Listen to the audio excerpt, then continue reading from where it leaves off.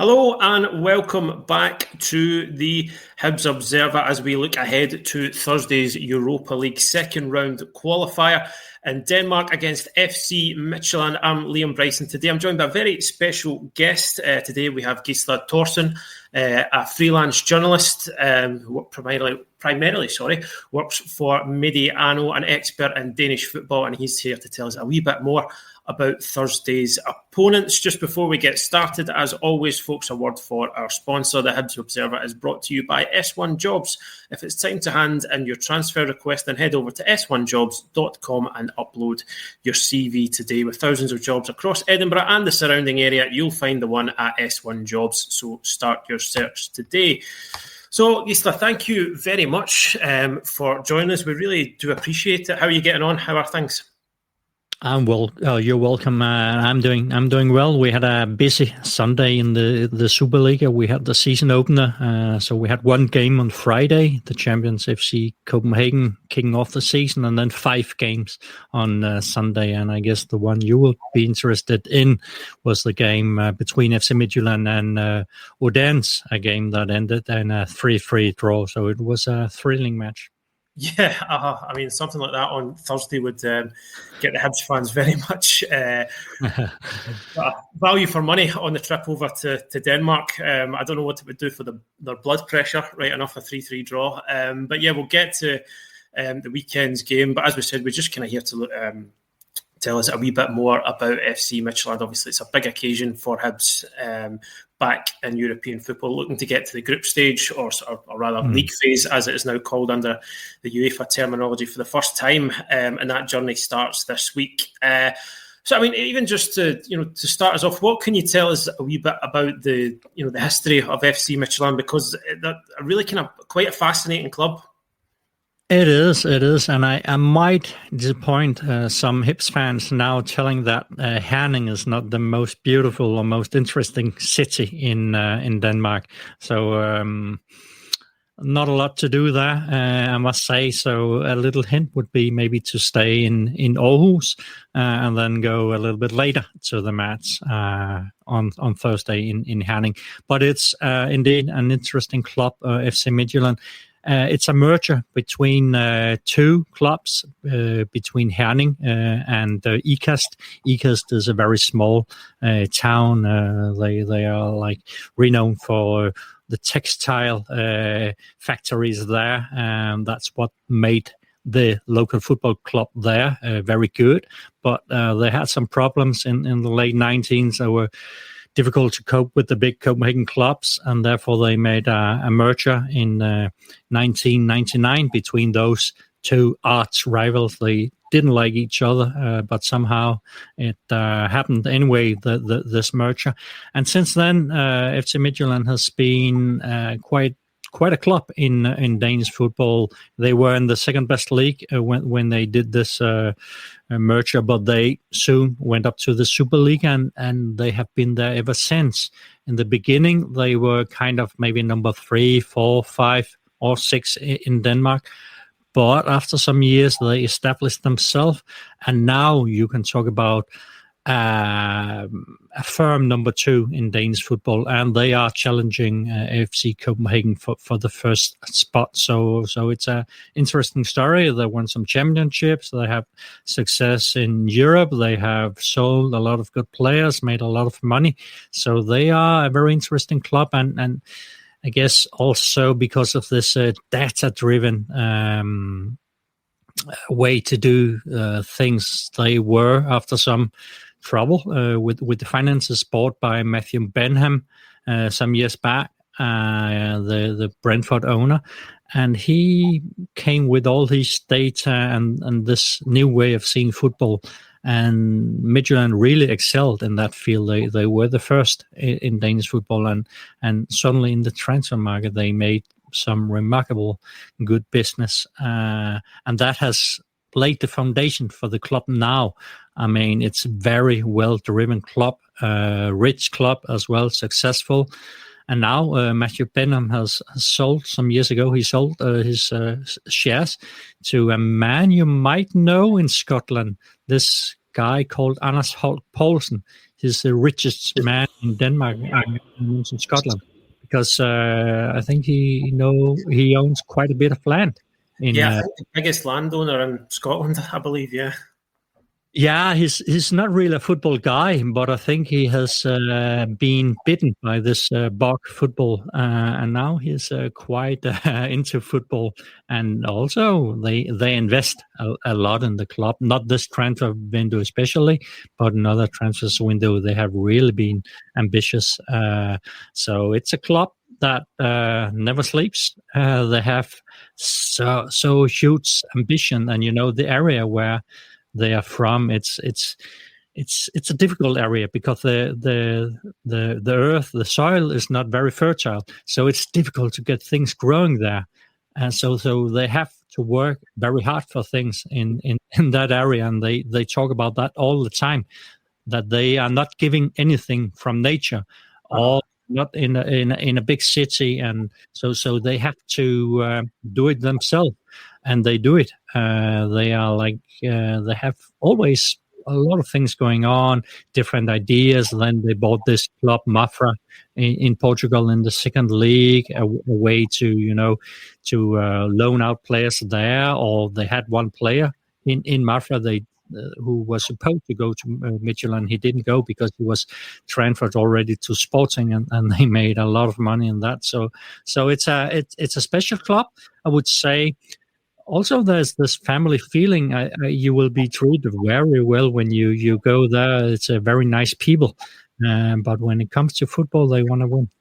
Yeah, absolutely, and I think you've seen that over the past few years. You speak about them as a very, very driven club, obviously a very well-run club. I think probably of most interest to Hibs fans at this point is their performance in Europe, how they've done over the past few years, and I think they're certainly a club that everyone has heard of now. FC Midtjylland, which may not have, obviously they only founded in 1999, that merger you talked about, but they are a club who I think most football fans will be familiar with, because they are always, they always seem to be involved. They're always there or thereabouts in European competition. So they do have, relative to the size of the club, they do have a good European pedigree.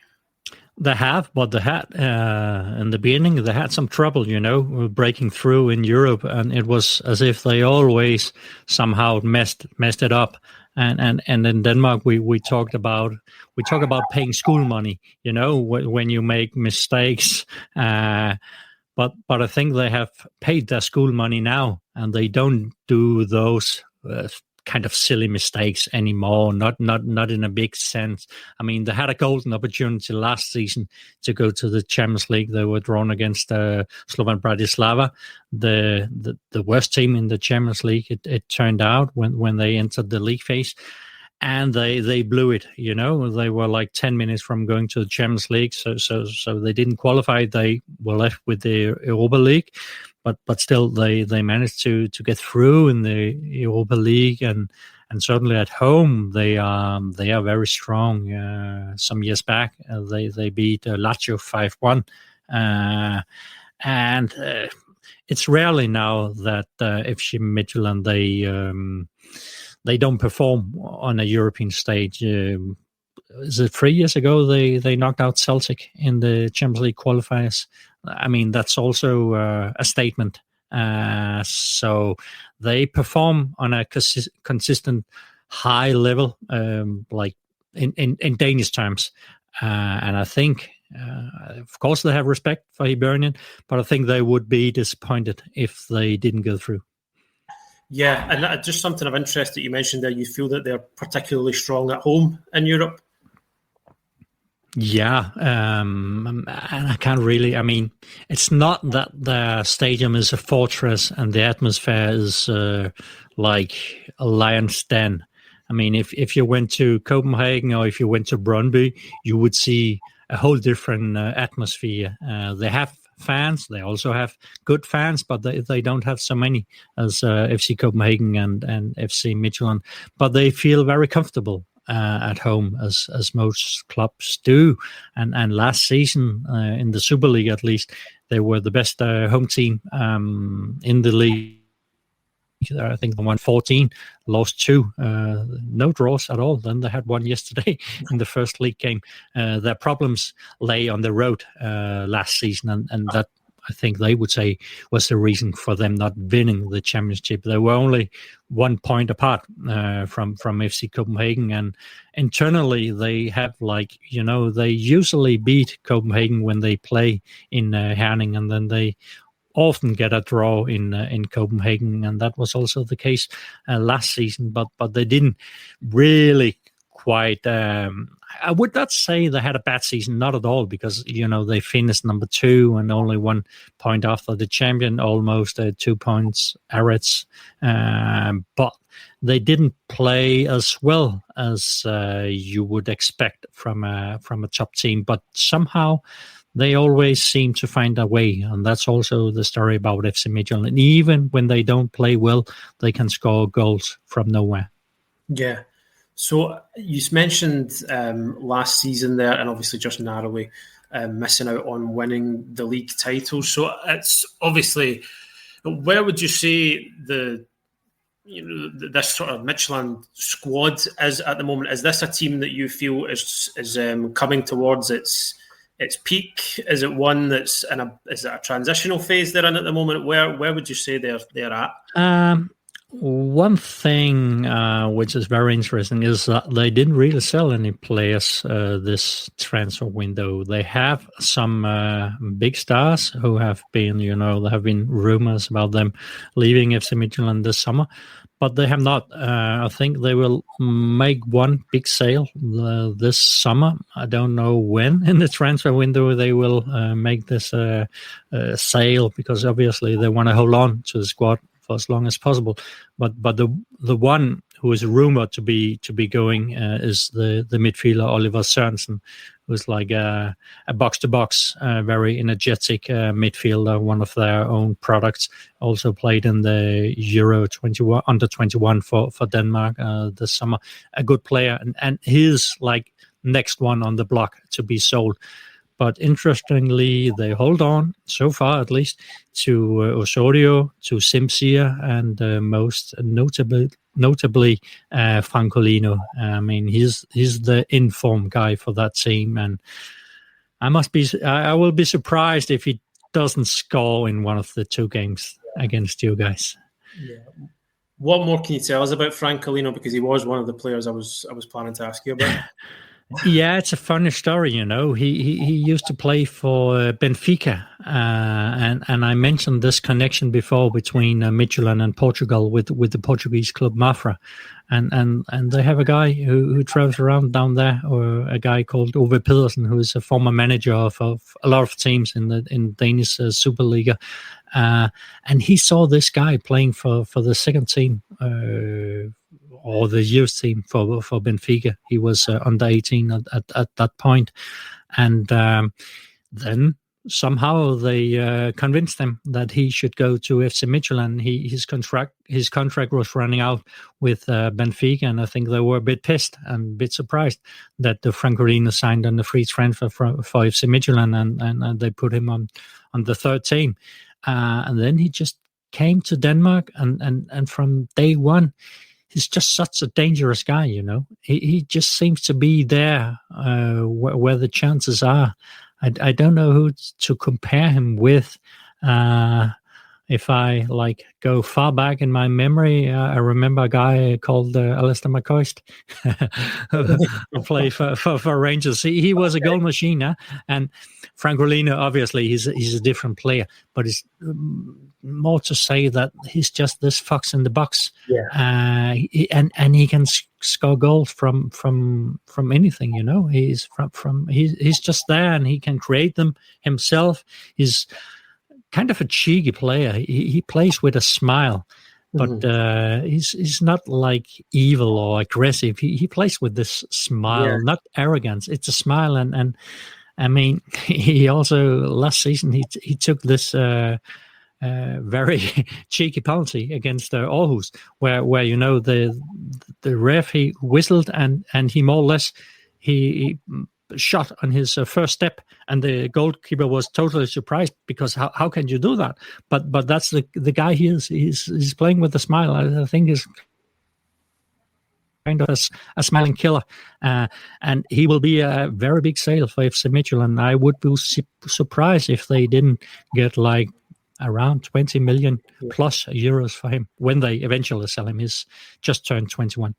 Yeah, I think the thing that sort of sticks out there is you talk about him as being a player who can, goals can come from nowhere. I think, obviously when you're playing knockout football, two-legged ties, players like that can be unbelievably valuable. So that's obviously, I'm sure Hibs have tried to do their homework on him as they will have done as on FC Midtjylland as a whole. So what can you tell us about, style of play overall? Are they a possession-based side? Are they quite direct? Are they physical, pacey? What can you tell us?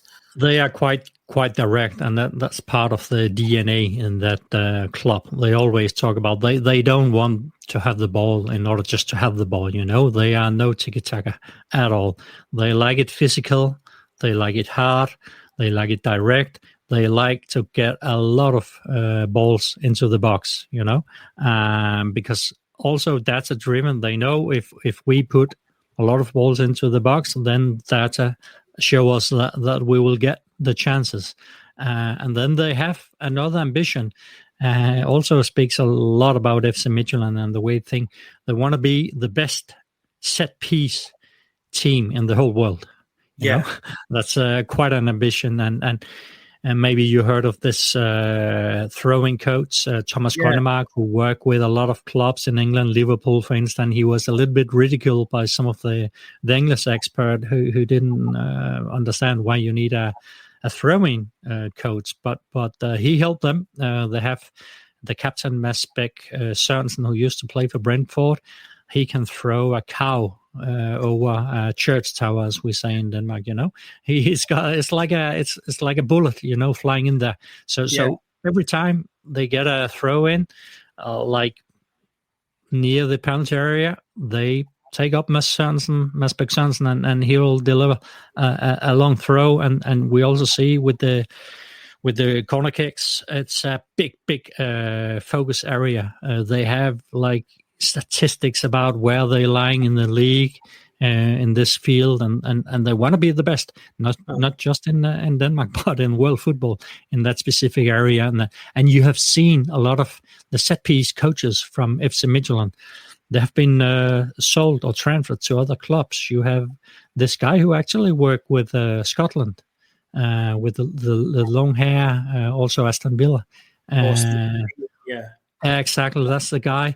You have the one, Butgereit, who's working with the German national team now, also used to be in FC Midtjylland, and now just some weeks ago, they sold, I don't know how much they got for him, but their set-piece coach went to Newcastle and is working there now. So they just hired a new one, a guy who used to be national manager for the under-19. But that's just to say this is a very important field for FC Midtjylland, and I guess that Hibs, they know that obviously, but you'll maybe, I don't know if you should be afraid, but now I've said it, corner kicks and throw-ins, be aware.